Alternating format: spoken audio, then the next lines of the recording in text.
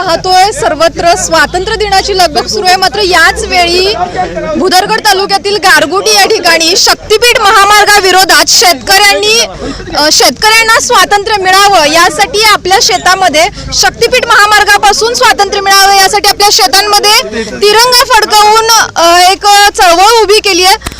या कार्यक्रमासाठी या चळवळीसाठी शेतकऱ्यांना पाठिंबा देण्यासाठी आज आपल्यासोबत सतेज उर्फ बंटी पाटील साहेब इथं उपस्थित आहेत। साहेब, काय सांगाल, शक्तीपीठ महामार्गापासून शेतकऱ्यांना स्वातंत्र्य मिळावं यासाठी चळवळ उभी आहे?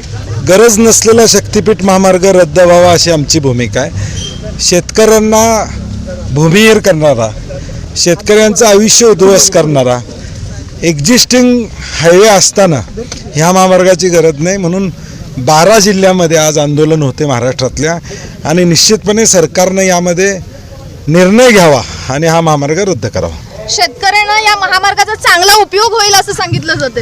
काय चांगला उपयोग होईल करणाऱ्यांनाच माहिती आहे, कॉन्ट्रॅक्टरना चांगला उपयोग होणार आहे, त्यांना पैसे मिळणार आहेत। शेतकऱ्याला असा काय फायदा हा असं मला वाटत नाही। कोणाची शेती आहे, कोणाचं रान आहे? आज इथं मोठ्या संख्येनं